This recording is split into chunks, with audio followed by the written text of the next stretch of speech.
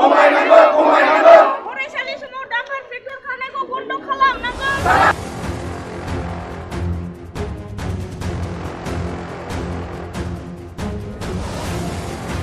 जोंनि दिनैनि बे लामायाव होख्रावनायनि खारनानो जाहैबाय जोंहा मोनसे बेनार दङ, माने बे बेनारावनो लिरदोंमोन दे नैबे लामाया जोबोद गाज्रि कन्डिशनाव फैबाय।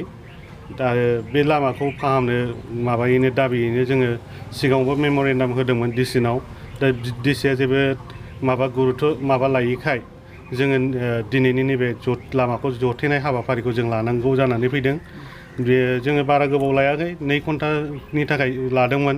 2 घन्टा लामाखौ जोङो जथेनाय जादोंमोन आरो जोंहा बेजों माखासे दाबि दङ। बे दाबिफोरानो जाहैबाय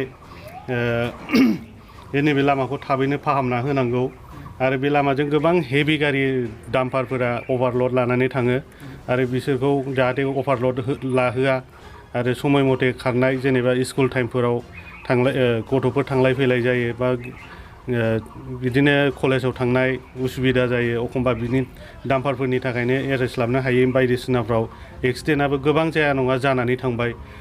बिनिखायनो जोङो नैबे जाहाथे लामाखौ थाबैनो फोसाबनानै होनानै माने जोंनि सुबिदाखौ खालामनानै होयो, बेखौनो रिकुवेस्ट खालामनायनि गेजेरजों मेम'रेन्डाम गथायनायनि गेजेरजों जोंनि बे धरना हाबाफारिखौबो लाफानाय जादोंमोन आरो बे लामायाथ' गोबावसै। बे लामाया मथा मथि जोङो 2018आवबो सिगाङाव बेबायदिनो बे लामा गाज्रिनि थाखायनो स्कुल टाइमाव जाहाथे गथ'फोरा स्कुलाव फैनायाव उसुबिदा जायो बे हिसाबै 8टानिफ्राय 10टा आरो 2टानिफ्राय 4टा बेबायदि टाइम होनानै डाम्पारफोरखौ बन्द खालामनायबो जादोंमोन। बे मथा बेखौ नायोबा जोंनि बे लामा गाज्रिया गोबाव जाबाय आरो आवगाय बे दैजिं जानाय समाव एफा एनै रिपेयार खालामोमोन। दा बेयाव डाम्पार हेभि अभारलड लानानै खारनायाव माने बे लामाया खुनु थावरिनो हाया आरो मथा मथि गोबावसै, बे 5-6 बोसोरानो जाबाय बे लामा गाज्रि जानाया।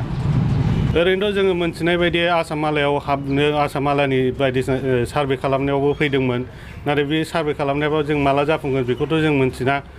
दा बिनि थाखाय जोंहाथ' नै दा रिसेन्टलि जोङो बेयाव हाद्रि बालानि थाखाय जोङो लकेलनि मानसिफोरा बायदिसिना भुगिनांगासिनो। बेनिखायनो जोंनि बे लामा बानायनायनिखौ जोङो नेयालासिनो जोङो रिसेन्ट जोंनि नैबे लामाखौ राहायै जोंनो थाखाय मोजां खालामनानै होनो हागोन नामा आपातत, जों बेखौ लुबैनानै बे हाबाफारिखौ जथेनाय जादों आरो।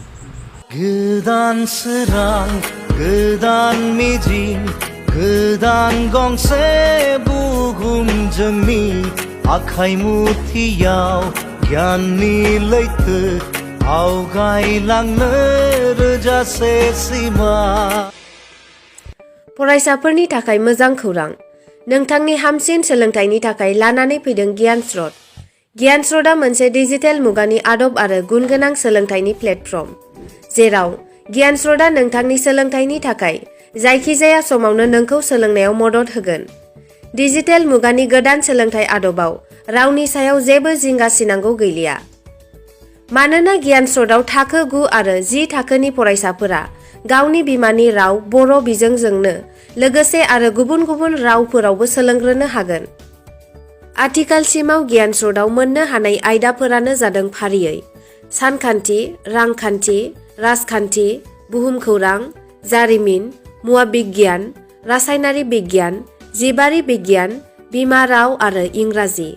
गियान स्रोतआव फोरोंगिरिफोरा फरायसाफोरनि बुजिनायाव गोरलै जानायनि थाखाय ग्राफिक्स, एनिमेशन आरो मोगथाङारि गोबां बिदिन्थि लानानै बुजायनाय जादों। इन्टारनेट गैया नामा? जानो हागौ नोंथांनि जायगायाव इन्टारनेटनि बेबस्थाया मोजां नङा। अब्लाबो जिंगा सिनांगौ गैयाजासे डिजिटेल बिजोंनि सोलोंनाया नोंथांनि मबाइल आरो लेपटपआवनो सोलिबाय थागोन।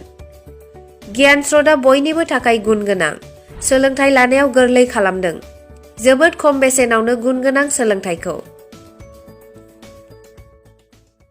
ज्ञान स्रोत शिक्षा की एक मजबूत डोर जो देश के हर एक प्रांत को, गांव को, शहर को ज्ञान के स्रोत से जोड़ रहा है।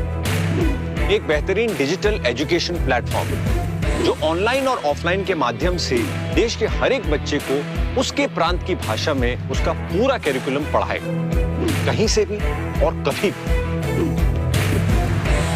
अब सिर्फ सपने नहीं, उसे पूरे करने की काबिलियत भी होगी।